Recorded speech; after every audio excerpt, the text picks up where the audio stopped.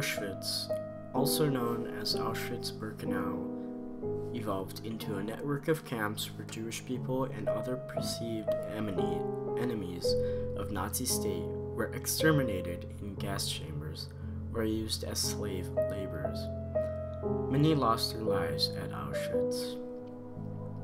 In January 1945, the Soviet army getting close to the camp, Nazi officials ordered the camp abandoned and sent an estimated of 60,000 prisoners on a forced march to other locations or camps.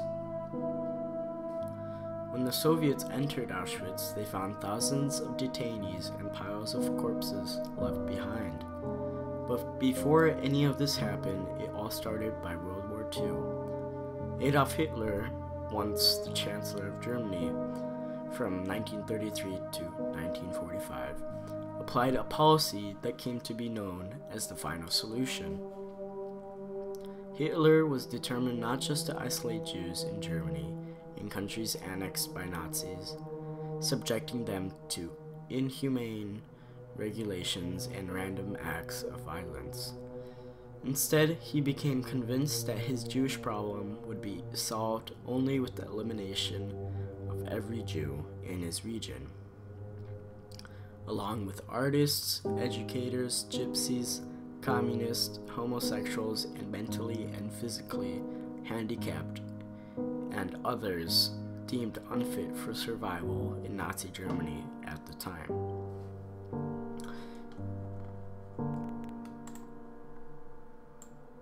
Hitler commanded the construction of death camps, which were built to exterminate Jews, unlike concentration camps, which had existed in Germany since 1933 and were detention centers for Jews.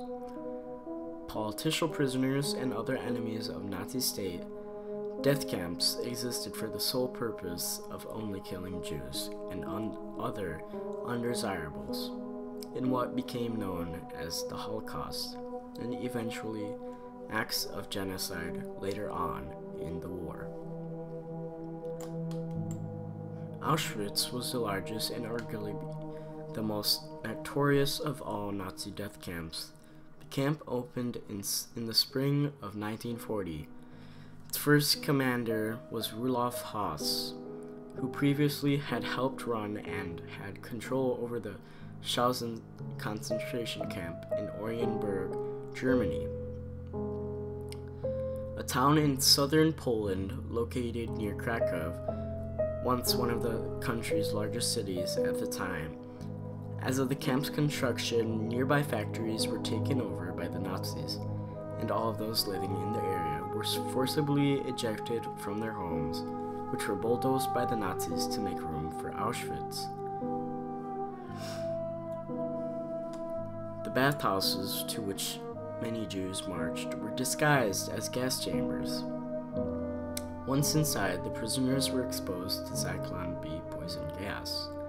This only happened to individuals marked as unfit for work. These prisoners were never officially registered as Auschwitz inmates. For this reason, it is almost impossible to calculate the number of lives lost in the camp in a span of only 5 years. For many prisoners who initially escaped the gas chambers, many eventually died from overwork, disease, insufficient nutrition, or daily struggle for survival in brutal living conditions housed or contained. Execution, torture, and retribution happened daily in front of many prisoners to try to frighten prisoners from escaping Auschwitz at the time. As of the liberation of Auschwitz came to a close in 1944, and the defeat of Nazi Germany by the Allied forces seemed certain by 1944, the Auschwitz commanders started to begin destroying evidence of the horror that had took its place there. Buildings were torn down, blown up, or set on fire, and records were destroyed, all to hide evidence from the Allies, who eventually ended up capturing Poland and its most prized possession, Auschwitz. Its message only lies between the fences and gates of those who have touched it and been touched by it.